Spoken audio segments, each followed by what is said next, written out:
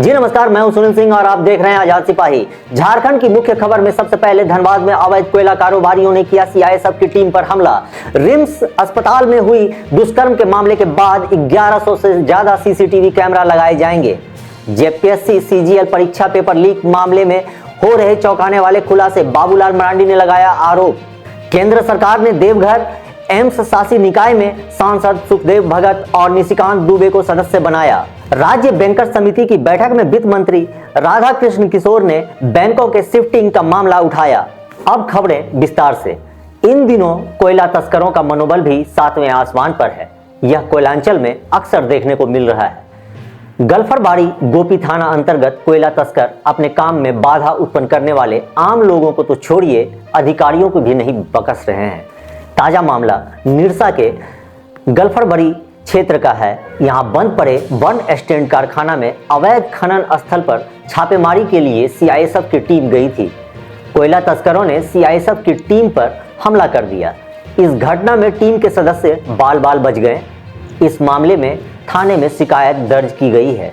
Team पर पथराव भी किया गया, गाड़ी के शीशे भी टूटे। प्राप्त जानकारी के अनुसार सीआईएसएफ टीम शुक्रवार देर रात छापेमारी के लिए गई थी, तभी कोयला तस्करों ने उनके ऊपर पथराव कर दिया, जिसमें सीआईएसएफ टीम का वाहन क्षतिग्रस्त हो गया। घटना की सूचना सीआईएसएफ टीम के द्वारा गल्फरबाड़ी पुलिस को दी गई है। पुलिस बल तत्काल घटना स्थल पर पहुंचकर कोयला तस्करों को मौके से खदेड़ने में कामयाब रही। निरसा एसडीपीओ रजत मानिक बाखला ने घटना की पुष्टि करते हुए कहा कि पुलिस की टीम हमला की सूचना मिलते ही तत्काल मौके पर पहुंच गई थी।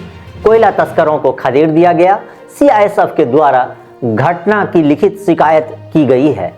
मामला दर्ज कर लिया गया है और पुलिस मामले की आगे कार्रवाई कर रही है। कोयला से लदे 2 ट्रक भी जब्त किए गए हैं। वहीं रिम्स अस्पताल में 1100 से ज्यादा सीसीटीवी कैमरा लगाए जाएंगे।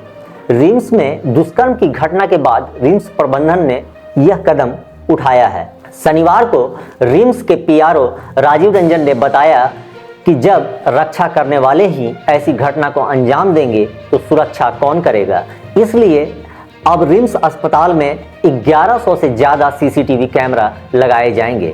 डॉक्टर और मरीज के साथ परिजन भी अस्पताल में रहते हैं, इसलिए सुरक्षा जरूरी है।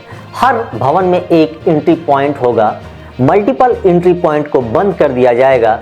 रिम्स में इलाज कराने आई 20 वर्षीय युवती के साथ एक सुरक्षा कर्मी, जो कि भूतपूर्व सैप के जवान थे, ने रिम्स की छत पर ले जाकर दुष्कर्म किया था। हालांकि आरोपी को गिरफ्तार कर लिया गया है। युवती के बयान पर शुक्रवार को बरियातू थाना में नामजद प्राथमिकी दर्ज करा ली गई थी।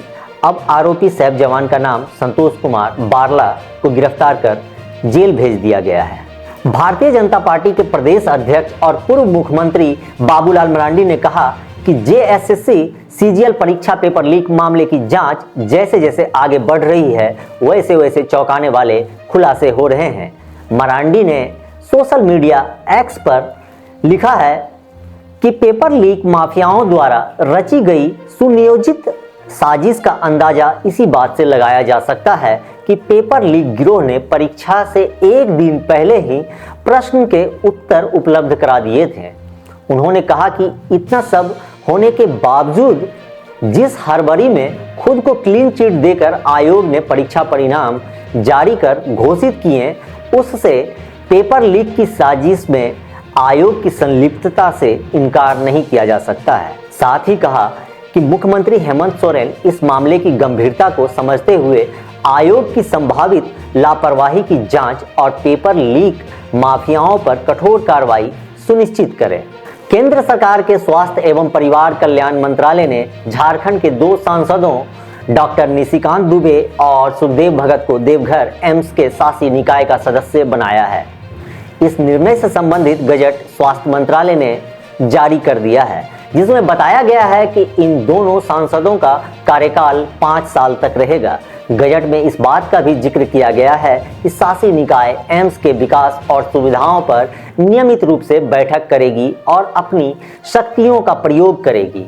यह शासी निकाय एम्स की कार्रवाई समिति के रूप में कार्य करेगी और इसमें एम्स के सभी प्रमुख निर्णय लिए जाएंगे। गोड्डा सांसद निशिकांत दुबे लगातार चौथी बार चुनाव जीतकर सांसद बने हैं। इसके साथ ही वे झारखंड के सबसे संपन्न सांसद के रूप में जाने जाते हैं। वहीं लोहरदगा के सांसद सुखदेव भगत ने 2024 के लोकसभा चुनाव में भाजपा के समीर उरांव को हराया था। Sukhdev Bhagat one nation one election की जेपीसी समिति के भी सदस्य हैं। दोनों सांसद सदन में अपनी मुखर उपस्थिति के लिए पहचाने जाते हैं। रांची में आयोजित 19वीं त्रैमासिक राज्य स्तरीय बैंकर्स समिति की बैठक में झारखंड के वित्त मंत्री राधाकृष्ण किशोर ने बहुत ही महत्वपूर्ण सवाल उठाए हैं। सबसे पहले झारखंड के union bank of India zonal office के पटना शिफ्टिंग का मामला उठाया गया। इसके बाद बैठक में बैंक के कर्मचारियों और अधिकारियों के व्यवहार पर भी सवाल खड़े किए गए। बैठक में वित्त मंत्री राधाकृष्ण किशोर ने पूछा कि 120 यूनियन बैंक के ब्रांच में 17,000 करोड़ रुपए जमा होने के बावजूद शिफ्टिंग क्यों की जा रही है। बैंक के कर्मचारी और अधिकारियों के व्यवहार को लेकर भी सवाल उठाए गए। वित्त मंत्री ने महिला किसान को केसीसी लोन देने की जानकारी भी मांगी। बैंक लोन रिकवरी एजेंट के व्यवहार पर भी सवाल उठाए गए। बैठक में झारखंड में बैंक के द्वारा सीडी रेशियो को बढ़ाए जाने पर जोर दिया जा रहा है, जिसका लक्ष्य 55% है। झारखंड के उग्रवादी इलाकों में बैंक के नेट की स्पीड बढ़ाने की मांग सरकार से की गई। आज के लिए बस इतना ही। धन्यवाद।